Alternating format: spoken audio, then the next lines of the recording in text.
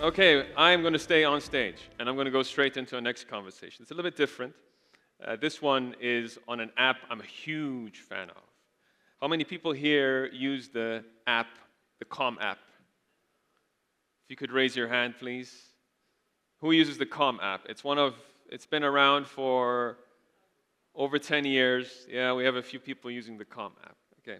Well, for those who are not aware of the Calm app, 150 million downloads. It's the #1 app for sleep and meditation in the world. And I'm thrilled to say that we have Michael Acton Smith, the co-founder of Calm, to talk about taking adventures beyond the app and transforming digital ventures into offline hospitality. Michael.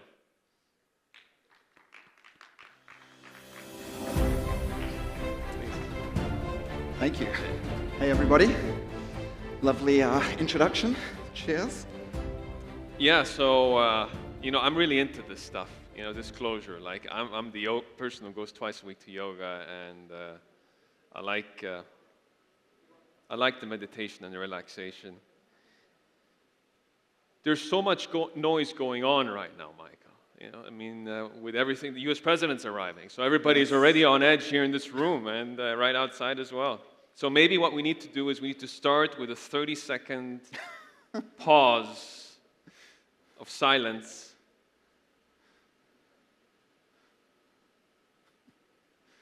Maybe one deep breath could be good. Always a good way to start a session. Exactly.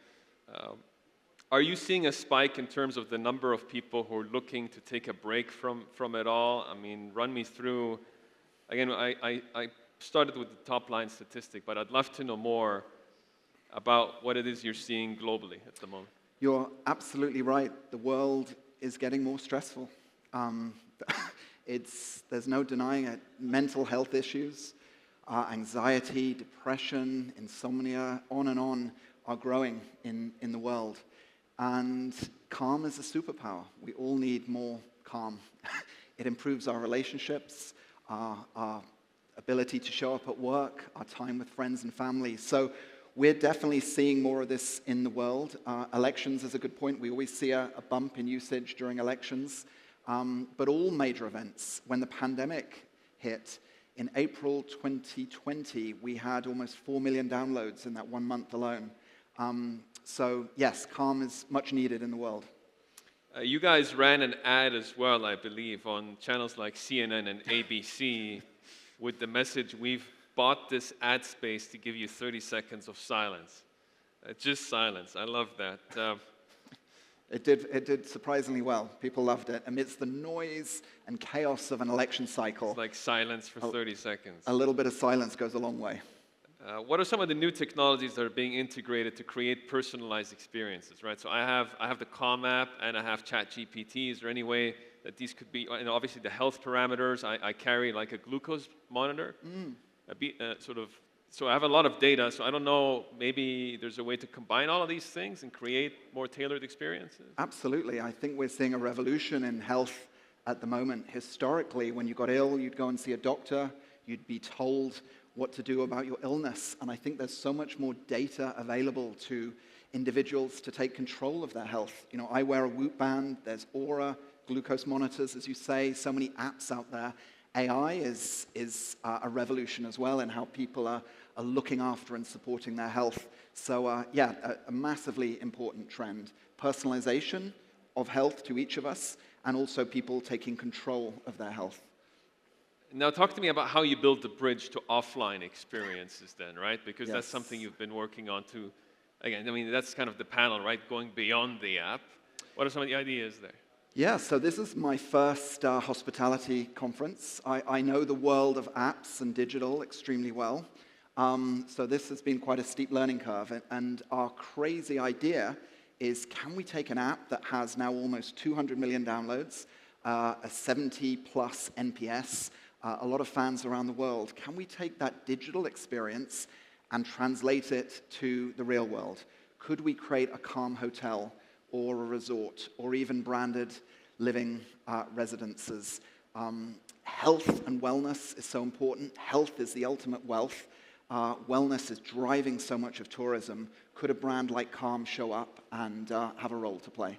So calm bedding, pillows, cafes, is that all being considered as well? Yes, all these elements. You know, a healthy life isn't just meditation. It's mental health, it's sleep, it's physical health, it's what we eat, it's our community.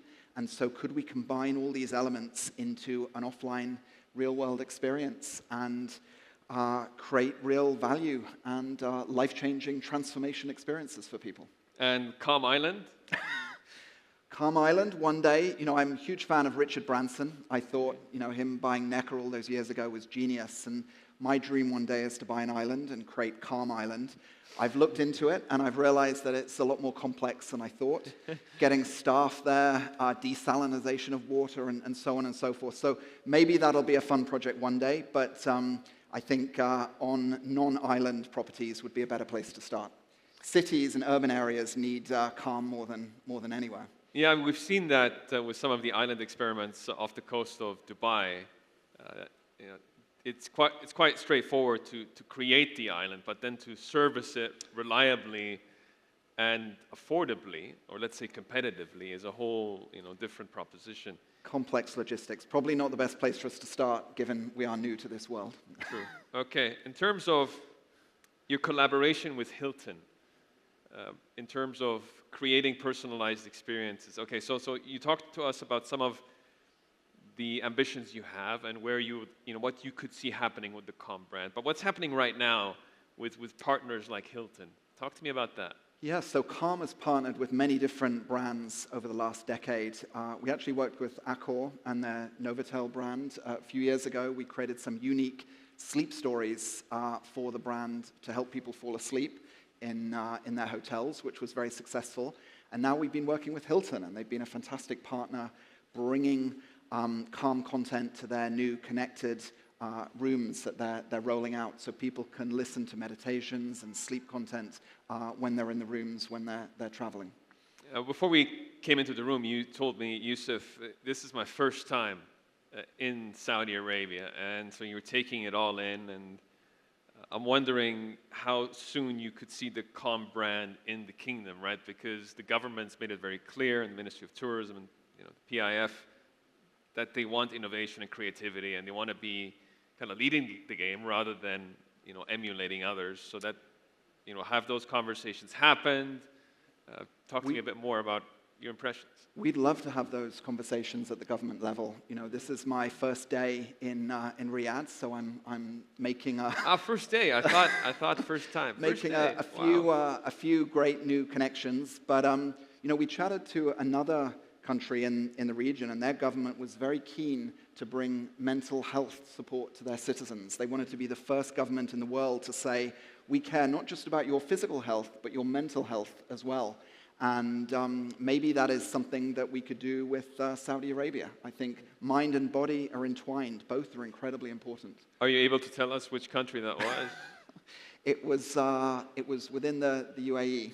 And we didn't manage to do a deal in the end. We came very close. So we're very much open to chatting to Why Saudi did it Arabia. not work out? Did you guys charge too much? No, I think it was quite complicated. Okay. The company is now valued at $2 billion. Again, you don't do these financing rounds, 4 times a year, you don't. But when you do them, obviously this valuation, I assume, is a little bit dated now. Yes. IPO, anytime soon? Well, I saw you ask the last panelist that question. Good question. We'd love to go public when the time is right. So Okay. no announcements at the moment. But we'd love, because we want to expand in Saudi Arabia, not just with the app, but with real estate and hospitality, we'd love to partner with local investors who want to go on that journey with us and who believe in the value of mental health, how it can transform lives and support citizens. So you're not particularly drawn to a certain part of Saudi Arabia at this point, or a particular project, but you're open to having all of these conversations, and then you start sifting through what makes most sense for the Calm brand, right? Yes. Is that kind of trying to understand what phase you're in? So this is kind of the We're here to meet people running operations, and hotels is a completely new skill set for us. So we think the best plan is to partner with operators, so we're having many, many conversations about the right partners to work with. So here's something that's been on my mind, right? So we have to be careful with phones, and I want to get inspiration from the man behind Calm. How do you build a mindful relationship with technology? Because I'm struggling, right? I get out of bed and immediately drawn to the phone, right? So I do my Reddit and my news. I'm a news junkie by definition. So have you managed to get it right? Are you really the guy who gets up and meditates and doesn't check his email until like 10:30? It's a good question, and I wish I was that perfect, but I'm not. I think most people, something like 60% of people, the first thing they do when they wake up is reach for their phone. And suddenly the world's information is on top of you before you've even had a chance to rub your eyes.